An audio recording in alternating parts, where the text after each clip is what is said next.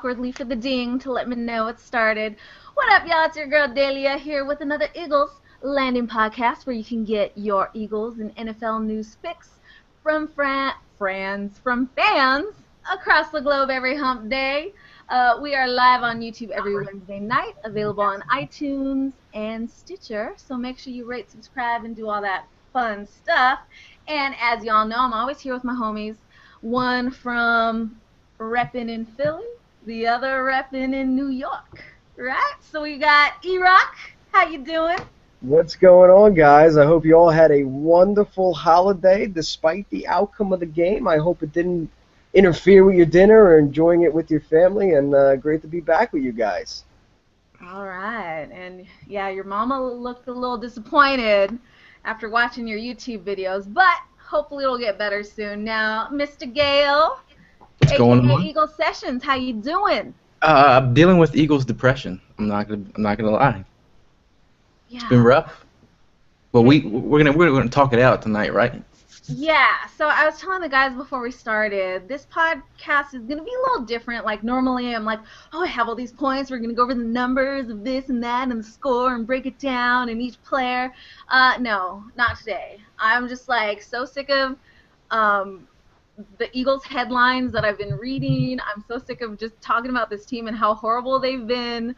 So I'm not I didn't want to put that much into reading and torturing myself, so I didn't. So it's going to be more of a casual, we're going to talk it out, we're going to relax. It's going to be like a little Eagles therapy for us. But before we get into that, I do need to shout out, what, City? They sent me this cute little tank top, so I figured I better wear it while I can still fit into it. So they sent it to me like a month ago. So they said they shouted out the podcast. Oh, so very nice. Said, great job on your podcast. Can't wait to play in your Fandle League. Go Eagles. So How about that? You know, a little love from Some city love. Supply Company. So down the line, anybody want to send us some free gear? You're probably gonna want to send it to those guys because I'm gonna be growing at rapid pace pretty soon, so It's gonna be all right. You'll be glowing. Oh, well, We'll get you some bibs. And then another thing I want to touch on, because people were hitting me up, the whole San Bernardino shootings. This is kind of out in my area. People know, like, I'm in Los Angeles, blah blah blah.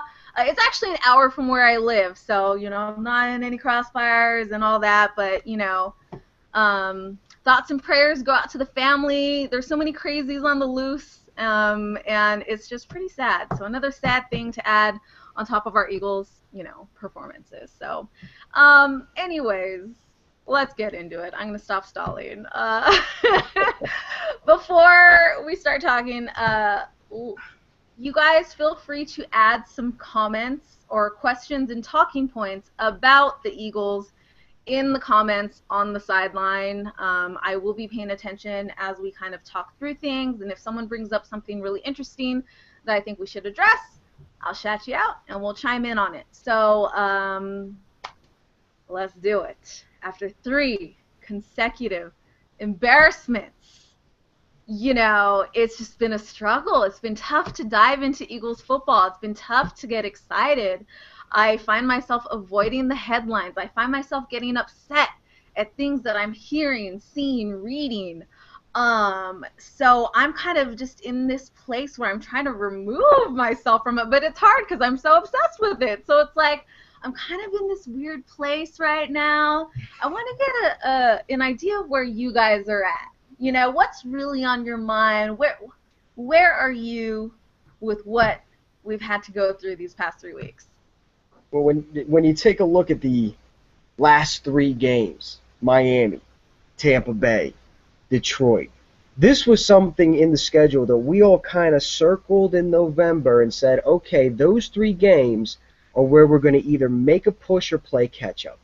And to see them come out and perform pitifully against Miami and then respond pitifully against Tampa Bay and then come out on Thanksgiving and just lay a dud against the Detroit Lions, I think it's safe for all of Philadelphia and Eagles fans across the country to start waving the white flag because we are marching into New England, about to have our 4th loss in a row.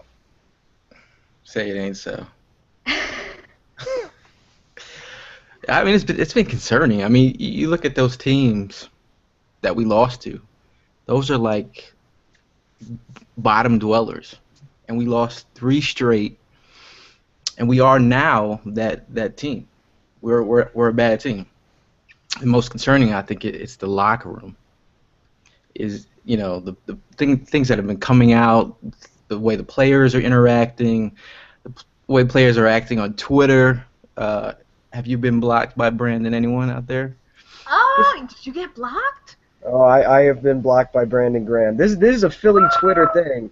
In fact, we I've been touched on blocked it. on 2 accounts. I got blocked. Oh, do we have a squashing the beef with the No, there is no squashing the beef. This has been a Philadelphia Twitter thing, like an underground Philadelphia Twitter thing. Everybody knows that despite whether you tweet at Brandon Graham or you don't, you are probably blocked by Brandon Graham. It is an absolute mystery how he finds time to block all these people on Twitter. But Delia, I would grab your phone right now and check to see if you are blocked by Brandon Graham. Chances are you probably are. Now the magic word is Earl Thomas. Now, if you had said anything about Earl Thomas and Brandon Graham, that's 100% chance you were blocked. Even if it was something good? Even if it was something good. Even if you hadn't tweeted at him at all. People are getting blocked by Brandon Graham. We touched on it on the 97.5 morning show. It is hashtag blocked by Brandon. In fact, it was trending nationwide. A couple spots down, hashtag blocked by Brandon was a national topic on Twitter today. It's like Syria was number 1, and then blocked by Brandon was number 2. How do you know if you're blocked? Oh, you just have to look him up. So I'm looking at him, so I can see his stuff, so that means I'm not blocked, right? You're not blocked. Score! I was like, I would have been so sad. Been like, dang, I'm always the nice one. How did I get blocked? Did you tweet at him? What did you tweet at him? That's what I want to know. What did I tweet at him? Well, if both of you got blocked, what sparked the block? You had it tweeted, right? Well, I tweeted out, I said, a live look at the living room when the Eagles had drafted Brandon Graham. And I drafted Earl Thomas over Brandon Graham. And I put a link with the scene from Boys in the Hood when Trey goes to the door and he's crying and swinging. And he favored it, and then he blocked me. So. Okay.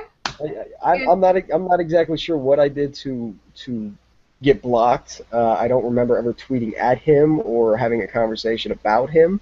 But I think what Gail's speaking about is sort of the Brandon Graham, Lane Johnson, Jason Kelsey, sort of pointing the fingers at the fans a little bit, and then also Malcolm Jenkins coming out and maybe being a little critical of the coaches. Did you hear about this, Delia? Not the coaches. What did he say about the coaches? I Well, heard about Lane Johnson and all that. Well, on the station that I shall not mention, Malcolm Jenkins was explaining that perhaps the team would buy in a little bit more to what the Philadelphia Eagles were doing if he wasn't sitting in a defensive backs meeting not knowing what the rest of the meetings were going on, like the defensive line or the linebackers. The fact that Chip Kelly never addresses the team as a whole or the defense as a whole or an offense as a whole. Everybody's kind of compartmentalized. And when they think they fixed their thing in their meeting room, but the defensive line didn't fix their thing, then all of a sudden they start to lose faith that this is actually being fixed at all. He also went on to say that the coaches themselves need to be held accountable just as much as the players do, and Lord knows that Chip Kelly loves to use that word execute and kind of throw his players under the bus during the press conferences. So I think what Gail's getting at is that things are getting a little ugly. Oh, they There's are. too many things that are being said here and there, like, even Jason Peters, he said something about, like, I played for Jeffrey Lurie, he's the guy that brought me here, and blah, blah, blah. I don't know what the structure of this locker room is. And that's the biggest concern. Like, you can lose games, But when you start losing the locker room,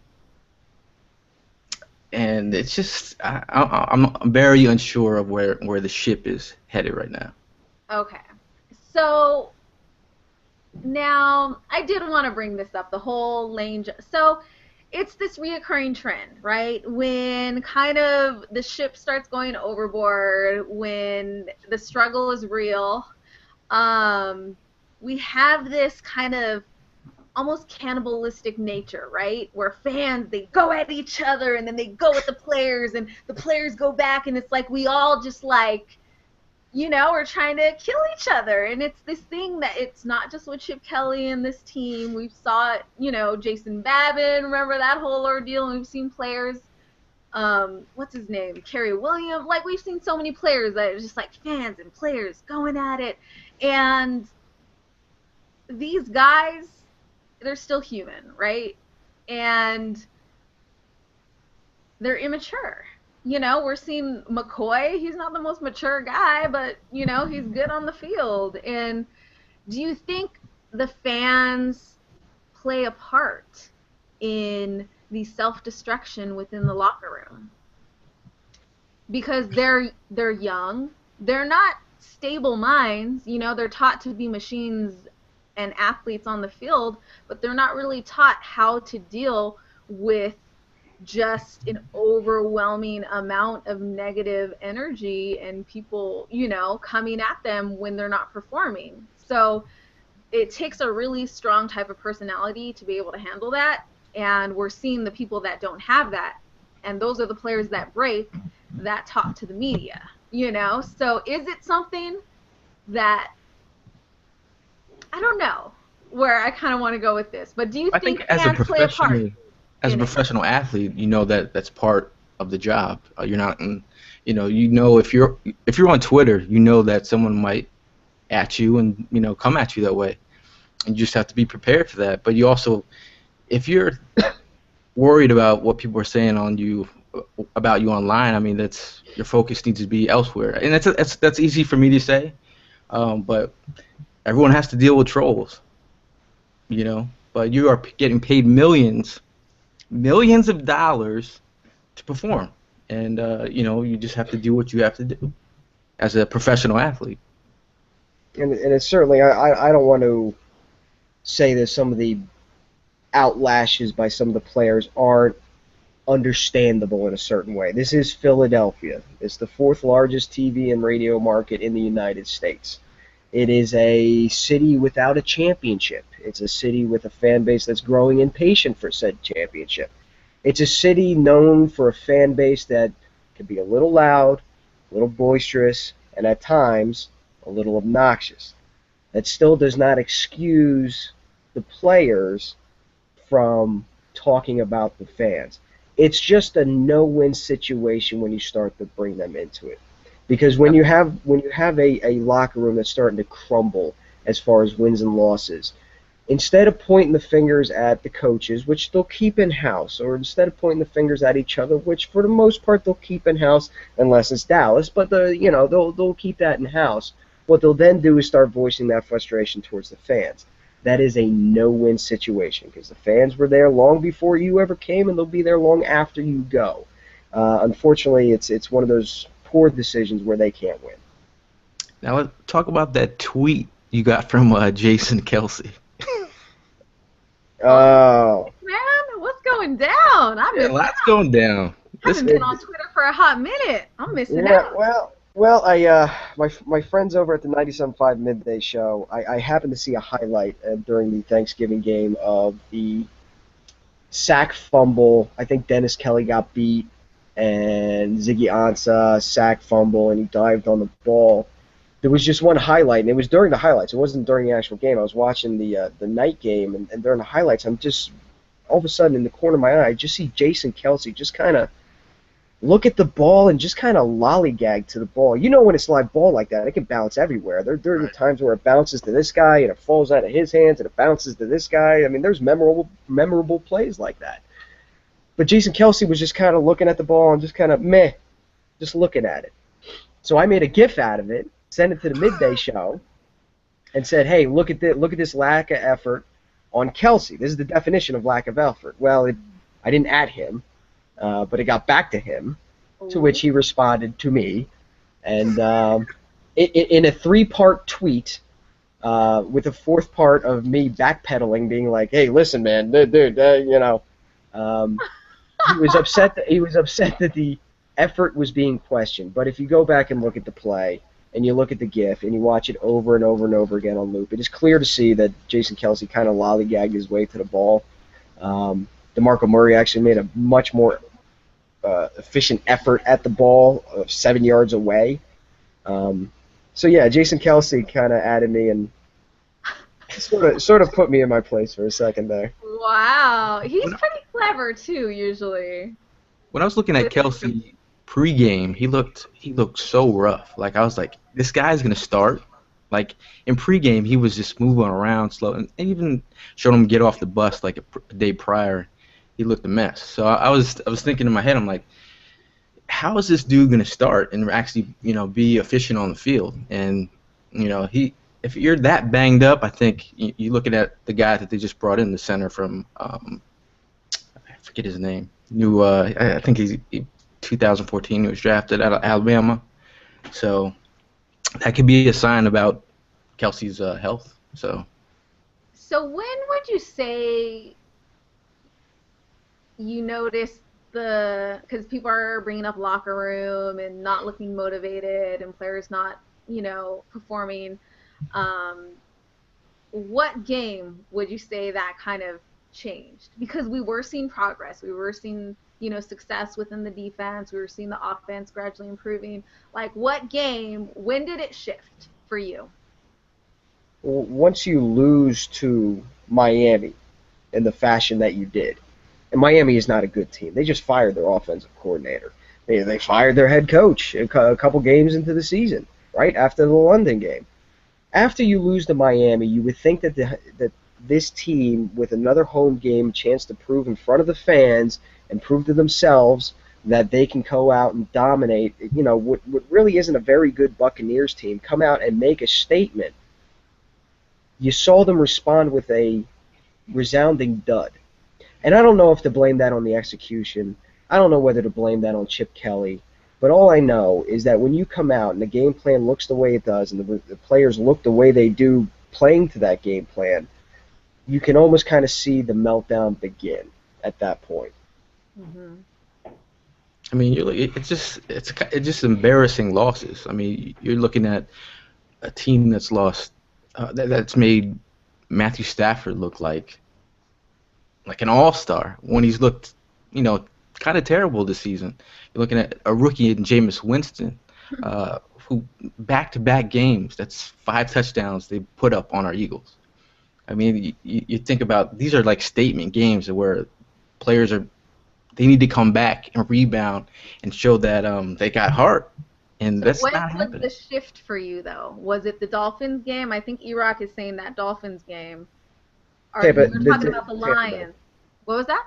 The Tampa Bay game's the one that kind of sealed it for me. Okay. I've just had a question about the locker room for a long time, For a long actually, time. for a long time. Oh, Just okay. just hearing the little pieces of like players who have left and players and actually Trey Thomas, the coach who has left, and just little Brandon Boykin, like guys, those guys don't normally say anything. Yeah. I'm just little pieces here and there, just like I have questions, and Okay. now it's coming to fruition, seeing the product, you know, it's coming full circle. So All right. Well, we have ECW and WWF in the comments here. He's kind of saying something I agree with, and he's saying he noticed it when Sam Bradford went down was the turning point, and that was during what, the Miami game, right?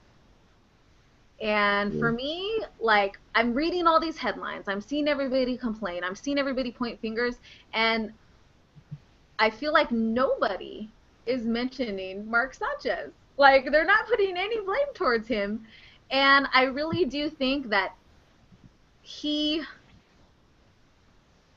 he's not a team can't get motivated behind this guy, and his performance is, kind of confirming what we all already thought of him and what I'm sure the players, his teammates already thought of him, and it's like, I think knowing that you have no chance with this guy, it's hard to fight and put yourself out there, and to me, this is my, I always have to rationalize and make some type of sense that, oh, it can get better type of thing. This is my way of rationalizing that, in that with Mark Sanchez starting, we have no hope. We're done. We're screwed. The team, like, we're seeing how the team interacts with him on the field as the quarterback, They're fighting, they're yelling, they're arguing with him, and it's just like they don't respect him. It's clear. Who's They arguing don't with Darren Sproles? Have you ever seen Darren Sproles argue with anyone? Exactly. So to me, that really says a lot, in that he has a lot to do with our failure, because it takes the team has to be behind the leader, and if they're not, it's just going to crumble. So, I mean, I think it is bigger than Mark Sanchez. Though. It's bigger. It's bigger than that, but I think he is adding a lot of gasoline to this fire when it could have only been like a small little, fire. Now the whole house is burning down because of this added piece, So I want to be the one to point the finger at that and just say, hey, look at that. Let's blame him too and take some of the ease off of these guys and hope that once, Bradford gets back, hopefully we'll see kind of the old Eagles that was gradually getting better and that we were starting to believe in. But right now, it's hard to believe in anything. and you're certainly right. I mean, Mark Sanchez or his play hasn't been up to par. They won some games with him last year. He's looked good at times last year. That skid at the end of the season certainly didn't look good, and this season hasn't looked good. But that's both as damning for Mark Sanchez, and I do agree with you. His play on the field has been dreadful, and I don't have any confidence in him, despite wanting to see him earlier in the season. I've seen enough of Mark Sanchez. But it's also a little damning to that team as well, because you take a look at a team like the Denver Broncos, who loses to Peyton Manning, Brock Osweiler is named the starter, and then go and they beat the Patriots in overtime. That team rallied around their quarterback, even though he was a backup. They took it upon their shoulders to make sure the running backs, the defense, everybody made sure that they did their part to lift him up. If this team is going to look at Mark Sanchez and say, well, you know what, pack it in, that speaks volumes to the leadership and the lack of locker room presence on this team. Yeah. There's a lot of moving parts. When you look at this locker room, there's a lot of moving parts. You got DeMarco from the Cowboys. It's Sanchez to DeMarco could have been Mr. Butt Fumble, but now this year, that's my quarterback. I gotta play with this guy. Like you got Sproles, who was all over the place. You got Miles Austin. You got Riley Cooper. God knows how many players on that team actually get down with Riley Cooper. I mean, it's just a lot of moving parts, and like I said in our last podcast, leadership has been an issue. There's no visible leader on the offense, and based on the defense, I really haven't seen. D'Amico Ryans has been a leader off the field, but on the field, he hasn't really represented this season. So I mean, this team is looking for some leadership, and they're not getting it from the coach either. So yeah. Well, and Byron Maxwell came out this week kind of talking up Bradford. I mean, he was kind of like over talking and saying that he thinks Bradford's better than Tom Brady, right? Nobody's going to say that about Mark Sanchez. Nobody's going to have his back or try and talk him up because they know, right? At least with Bradford, at least the team trying to talk him up tells me that they're behind him, that they believe he can take them somewhere. And yeah, they may be exaggerating, but at least you wouldn't exaggerate if there's no truth behind it, like if you didn't believe in him. So that's kind of the only little hope that I'm holding on to right now, that once Bradford's back, these guys do believe in him. You did mention, the Broncos and how their backup came in.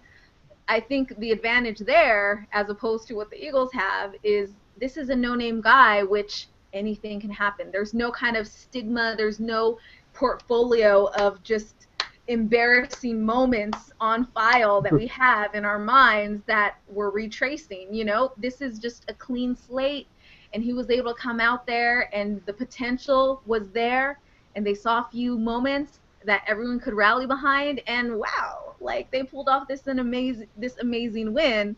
Unfortunately, the type of character that Sanchez is, he could never do that because he doesn't have that type of personality to overcome his many failures. So Well, that is certainly fair.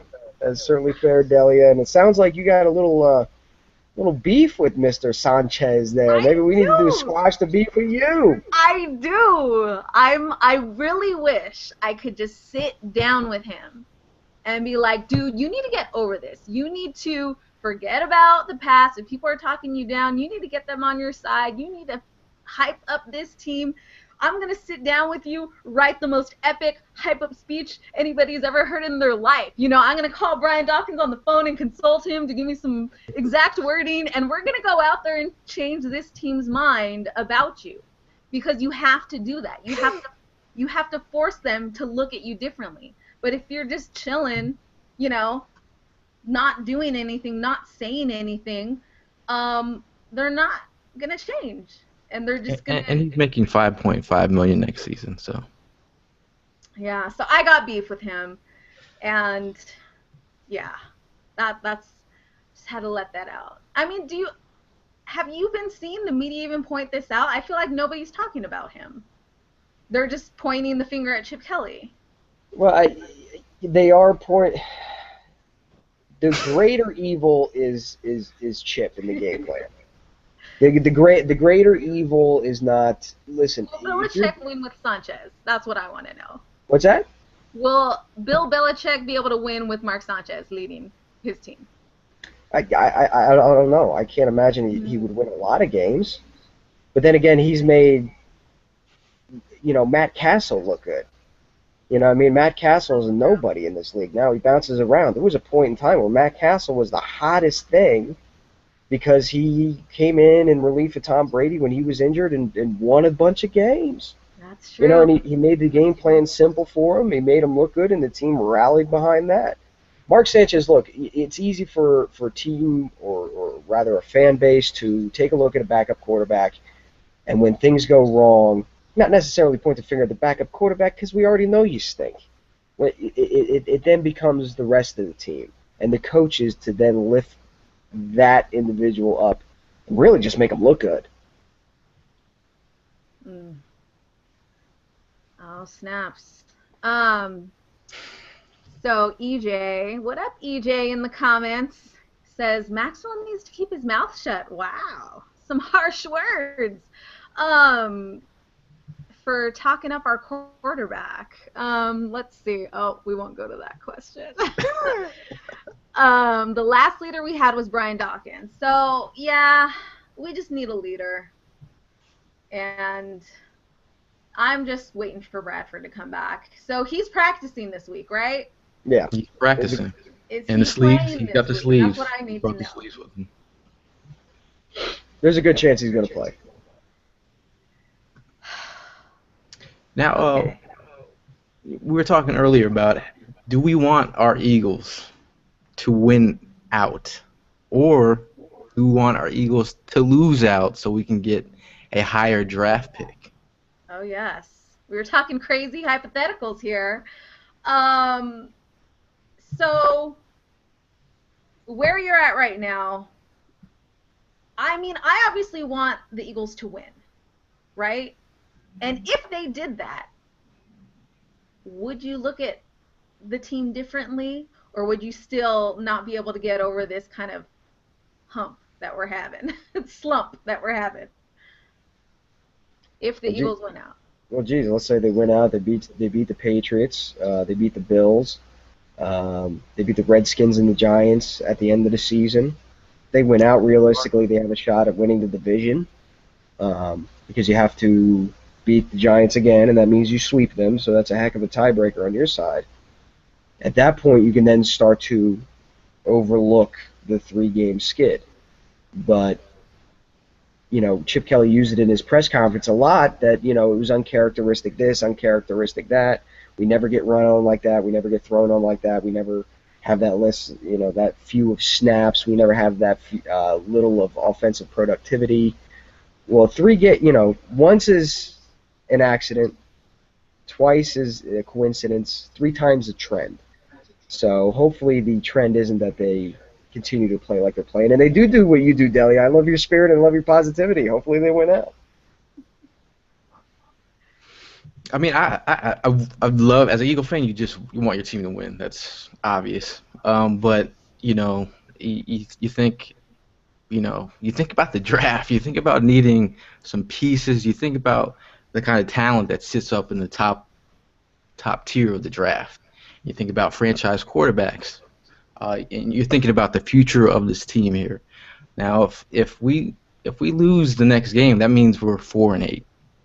So it means, you know, we could. I would love to have a franchise quarterback, and sometimes you have to do what you have to do. As much Oh, as I talk draft every day at Roto World, there's a lot of talent out there, and you're looking at other teams and how they build their teams, their organizations. They do it through the draft. You look at this team, you look at the money we paid for DeMarco Murray, you look at the money we paid for Byron Maxwell. That's a lot of money. You look around the league, look around at what teams have done to build their organization up. They've drafted well, and that's one thing that we need to do, and we need to draft well. Sometimes you gotta tank. all right. So you're ready to lay down and die. I see you. Yeah. Nah, I mean um, I want our Eagles to win. So yeah, it's one of those tough situations. I mean you have to get hot. That's what you really need to do. It's like say you look at some of the Giants teams that won Super Bowls. Those teams got hot. Well, Now, let's say the Eagles win this week, right? I mean, crazy hypotheticals. If they can beat the Patriots, doesn't that mean they could beat any other team in the league? And if they can carry that momentum into this whole winning spree, they could be a whole different team. Oh Well, that certainly is the case. I mean, if you beat the Patriots, that's a heck of a coaching job because you're coaching against the coach of all coaches in the NFL right now, Bill Belichick. You're playing against Tom Brady, but also you're kind of playing a shell of the Patriots. No my gosh. Gronk, Nate Soldiers out. Their wide receivers are banged up. They have some injuries on the defense. So you're kind of playing a shell of the Patriots. Don't get me wrong; it'll be a heck of a win, and hopefully they can carry that momentum. Hopefully. Okay. Lurie Well, looks at this game yeah. Go ahead. as like one of those games he circles on his calendar. I mean, like some people forget that Lurie wanted to buy the New England Patriots before he, even thought about buying the Eagles. He was a Patriots fan. His family went, back with the Patriots in like the 60s. That's how long he was a season ticket holder. So he looks at this organization as an organization he probably tries to model his after. And he wants to beat the Patriots, and let's hope he does. Happens to them. Well, the only thing I can see playing in the Eagles' favor is the Patriots losing last week. And it could go one of two ways, where people are saying, oh, now the Eagles are going to face a pissed off Patriots team, and they're going to get revenge. But the other way I look at it is, well, now they don't really have as much to play for in a sense, where they're already at the top, top of the league. And they're having players recover, where now the win isn't as important as it would have been trying to go for that perfect record. So that's the only, little Delia, thing. you are stretching there. I know, Oh I am, man, but hey, you are that's the only. forgetting. You're forgetting Bill Belichick is an evil, maniacal, score running up, no F's given, just jerk. and he will stop at nothing until he racks up the score on anybody. If anything, if the Patriots were up by 50 points, he might not kick the extra point just as a mercy kill. But this man is evil. But he is homies with Chip Kelly. Maybe he'll take it a little easier. Crazy hypotheticals here. We don't deal with hypotheticals here. What is your, Gail, realistic outlook on this matchup? Oh, I think the Eagles are gonna. I think they've got to put together a better game plan, and I think they might surprise. They might. I'm trying to be positive here, and thinking what can Chip Kelly do to spice things up. So I think we might see some different wrinkles. But I'm gonna go 28-21. Oh, okay. Patriots. All right. I'm giving these crazy hypotheticals, but I've always had this game as a loss. Like, we always lose this team. They're too steady. They're too strong.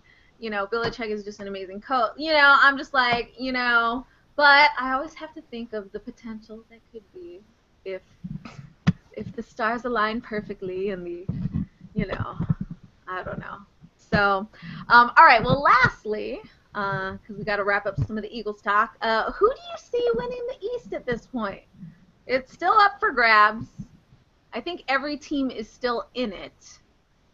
But currently, the Washington football team is at the top of the East. You like that. You like that. A la Kirk Cousins. You know, we can cross the Cowboys off the list. Thank God. You know, Romo's down again. We saw what that team was all about without Romo on the field. Off the field, you want to talk about a train wreck with, you know, like, you know, the Eagles are having problems with the media or the fans or outlashes or anything like that. They should take a look at the Dallas Cowboys locker room and see that dumpster fire down there. So we could just cross the Cowboys right off the list. Between the Washington Redskins, the Giants, and the Eagles, I would say it comes down to not who wants it more, because I'm sure they all want it, just who doesn't screw it up. Because every time these teams play each other, it seems like they're like, nah, we don't want to win the East. You go ahead and do it. No, we're okay. You go ahead and do it. So it's going to come down to who decides not to screw it up. So who's that? The Giants. I'm going Redskins. Redskins look like they've been playing inspired ball, sort of, behind Cousins, but I don't know. It's just I don't think the last game against the Giants they look so flat. I mean, the Giants look completely flat, like they didn't want it at all. So I don't know. I hate to say it. Redskins. Okay. Delia, should we even ask? Well, Eagles. I actually am on your side, E-Rock. I think. Oh, that's never a good thing. I know. After I had said if we lose to the Lions, that's my telltale sign that, okay, we are not going to the playoffs. You know, if we lose all these 3 games, like, how can I vouch for a team, you know, that loses to these 3 teams and still has, you know, Patriots, Cardinals, Bills ahead of them. So, but there is a chance. I'm never going to rule them out. But at this point, I would say the Giants having that almost win against the Patriots is going to, you know, help give them some of that extra confidence where they're kind of this, they've always been a bipolar team. Even the years they went to the Super Bowl and won the Super Bowl, they're always just like, this team sucks. And it's like, oh, wait, no, now they're winning. It's just, they're confusing. And I think Washington, they have less of the consistent upside of things where they're bound to screw up. So that's where I'm at. The Redskins have the easiest schedule at all the teams left in the NFC East. We have to play them. Who else are they playing? They play the Cowboys, and then they're at the Bears, and then they get the Bills, and then they get the Uh, Eagles, and then they get Cowboys to close it out. that's still competitive though for them. Now the Giants have the Cowboys can play Jets, sport. the Dolphins, then they have the Panthers, the Oh, Vikings, and then they have us to close it out. all right. That's So tough. Oh boy. Well, we won't know, but shout out to Big Bull Daddy. We see you in the comments. We see you, and yeah, we'll see your Cardinals very soon.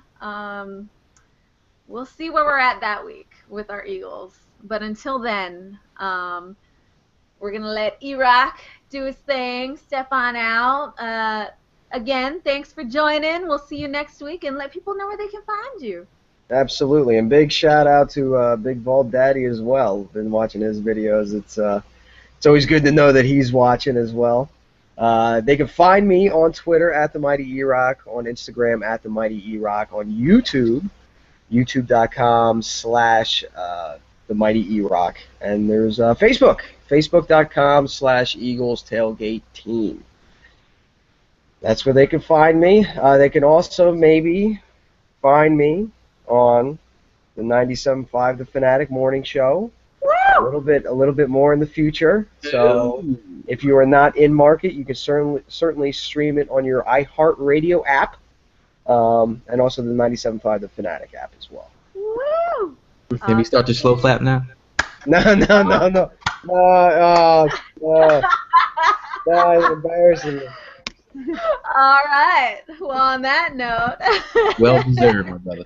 Well, thank you very much. Thank you, and it's a pleasure to talk to you guys. And we'll see you next week. Let's All let's go Birds.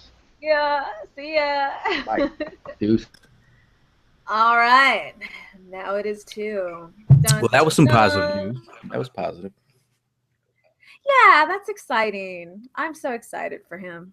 You know, good things happening to Eagles fam, and that's a good thing. Being that the team's not winning, at least good stuff can still happen. Right. I hear that. And now I'm just like, now's the time where we do NFL talk. And I'm just like, I've been Green. so removed from the NFL these past 3 weeks. Like, I don't like football right now. It's so sad. I'm just like, I don't even want to read the headlines. I don't even want to watch these games, Are you the same way? No, it's hard to. It's hard when your team is getting trashed in the media. For me, it's like I can't turn away, and I get so addicted, and I need to read every single piece of information out there. So I just do the backstroke in it and get engulfed in like the negativity, and it stinks. I just want to know more and like try to fix it. Really. All right. Well, see, you're better than me. I just couldn't. I'm like, no way. I'm taking a little holiday away from football. So with that said, my talking points in the NFL this week is going to be a little slim. So if you have anything to add, Gail, that you observed that I probably definitely missed, feel free. Okay. But I guess the only thing I really paid attention to was the Patriots getting defeated by the Broncos by their second string. That was a big win. I mean, there was a lot on the line for the Patriots, being an undefeated team, one of the last 2 undefeated teams, and they're playing the Broncos, the team that they've been battling with for a while. Those are the 2 top teams looked at in the AFC. So I mean, Brady versus Manning, but no Manning. But Osweiler, he stepped up. I mean, like E-Rock was saying earlier, that team rallied around him. And he was pretty impressive for a young dude. And their run game actually came back to the table, which was their running game was pretty obsolete for the most of the season. So just to see them run the ball like they did and then win the game in overtime was pretty awesome. So, Well, I think the Patriots, after Gronkowski got injured, everybody thought that Gronkowski was done for the season. So you think about Brady and you think about his relationship with Gronkowski on the field. That's his go-to guy. You Yeah. lose him It was and like, think oh, you see him get carted off. yeah. You're thinking that he's done for the season. So obviously, it had to affect their psyche. Yeah. Yeah. I mean, and the crazy thing about this is they had all these things playing against them, the Patriots, where, it was the weather. So the snow kept things a little closer than normal. And then players going down. I mean, Gronkowski, that's huge, right? And some of the ref calls that didn't play in their favor. Yeah. And it's like with all these factors, they were still in it the entire time. Yeah. Like, I'm just like, what does it take for this team to lose? Like, I was watching. You have to chop the head off. If Brady's not there. I thought they were going to win it. Once they tied it up to go to overtime, I was like, the freaking Patriots just cannot lose. It's so annoying. But. Yeah. And Brady said it was one of the toughest losses that he's had to deal with. Like in the fashion, they were undefeated. And then he said that losing Gronkowski really affected him. And then there's like you said, there's a couple calls that they could have put this game away. They had the lead going into the fourth quarter, and they had a couple bad penalties that brought some plays back. There was one big penalty with Gronkowski pushing off on one of the defenders, and they called offensive pass interference. So Gronkowski says that the league is now targeting him for pass interference, using a push off. But it's hard to cover Gronkowski. Yeah. I mean, with him trying to call out the refs, like that just annoys me. I'm just like, dude, as Eagles fans, we've witnessed so many just ridiculous and even like just multiple ref calls where it's just insane. Like, it doesn't go in our favor. But every team kind of faces that, some more than others. And it's like the team that is, at the top of the mountain, sitting on their throne, it's like, y'all cannot be complaining. Okay, just suck it up as your loss, like, and deal with it. Don't try and point at any refs. Yeah. You're a good team, and just don't give us a reason to kind of be bitter at you. They're giving me reasons here and there. So hey, it's one loss. I know. It's like, like 8. That's it. And speaking of that loss, that now puts the Panthers as the only undefeated team in the league right now.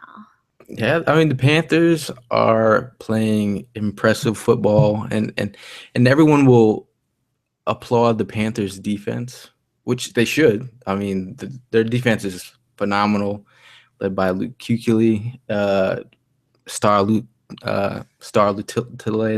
Lutulele. Josh Norman, he's been the new shutdown corner in the NFL. Big props to the defense, but big props to the offense. They're averaging, I think they've scored over 27 points in every single game this season. Now, we're talking about a Panthers team that lost Kelvin Benjamin, D'Angelo Williams. Cam Newton doesn't have those weapons that he had last season, but they're just running ground and pound football, and just, really Cam Newton has been a star this season. So yeah, hats off to the offensive side of the ball for the Panthers. So. And, as I'm seeing kind of their celebratory post game and things like that, another kind of, I guess, weapon or thing that the Panthers have going for them is that locker room, right. And Cam Newton, like, I always talk about how the quarterback really needs to vocalize and be a leader in your face and get the team hyped. Like, you have to kind of push your team to that extra level. And I think he's a talker, he's a showboater, and he's able to channel it in a way that his team is able to respond to, and I'm like, oh, I'm so jealous of that, man. Yeah. Like, and he takes the reins, locker room, He takes the reins of that team, and I think that accident that he got into last year plays a big part. You go through a life and death situation. Cam Newton is like, you know what? I'm going to live. I'm going to do what I have to do. I'm going to do what I love, and Yeah. he's doing it well.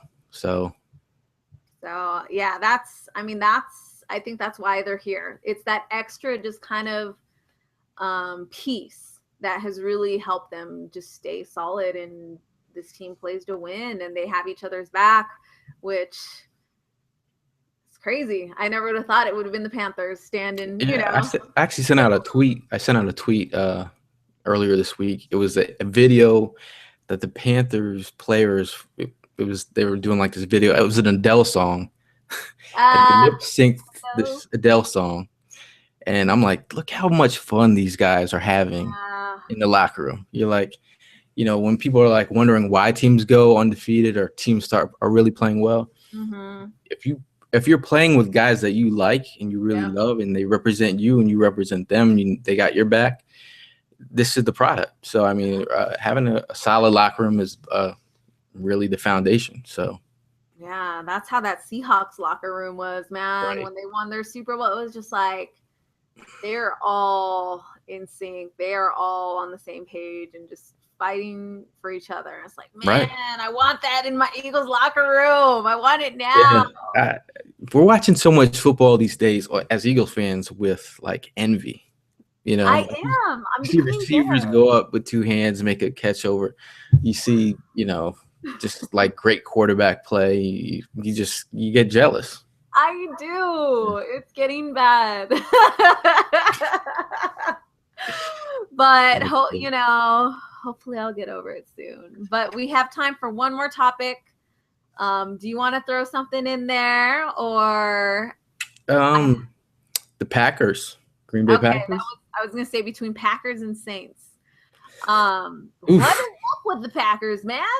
What's going on? You're looking at a Packers team that everybody, when you think Packers, you think Aaron Rodgers, you think explosive offense. Now you're looking at a team that the chemistry on the offensive side, especially with the receivers, are a little off. You just realize how good Jordy Nelson, his connection with Aaron Rodgers was. You had a go-to guy like him. It opens up everything else underneath for the other receivers. Randall Cobb is a beast, and James Jones has had a great year for what he's done as a veteran. But he's limited as a playmaker. I just think they're used to scoring a lot of points. Now the defense is having to hold up their end of the bargain. But when you have, especially if you watch the last game against the Bears, when you have Aaron Rodgers, they came back and they had a chance to win the game, and they're 8 yards away from the goal line, and they have 4 chances. And Aaron Rodgers has beat the Bears silly. So, and Cutler has never beat, the Green Bay Packers. So Really? when you see Aaron Rodgers from that close out and not be able to score, obviously there's some issues. They've had a lot of penalties, drops, injuries. Just a team that's, just not all on the same page, like you were saying earlier. Just not on the same page. Yeah, it's kind of crazy. And I mean, there were a lot of kind of upsets that we've been seeing these past few weeks, and it's like the tides are kind of shifting with some teams here and there, like with the Eagles, it shifted 3 weeks ago, and I think the Packers are kind of one of those teams too, where it's like they've shifted to this other side, and we can't It's really weird. understand. NFL it's been a really weird year with the NFL. You're looking at guys like Peyton Manning who are a non-factor. Yeah. You're looking at, you're like, is this real? Peyton Manning is not a factor this season. So it's been weird. It's been up and down. Well, let's see where the rest of the season takes us. But for now, we're going to have to sign out. But again, thanks, Gail, for joining in with a little Eagles therapy this time. Yeah, we got deep. I know, right? Went to a dark place I think we needed to go. Yeah, just got to let it out. So let people know where they can find you. You can follow me on Twitter at Eagle, that's EAGLE, and Sessions. So it's Eagle Sessions. And you can follow me at Gail E Saunders on Twitter as well. I run 2 Twitter handles. It's kind of crazy, but Oh, and snap. you can find me on YouTube at Eagle Sessions. So Oh, heck there you go. yeah. All right. Well, make sure you subscribe, follow, hit them up if you need to just get some Eagles thoughts off your chest.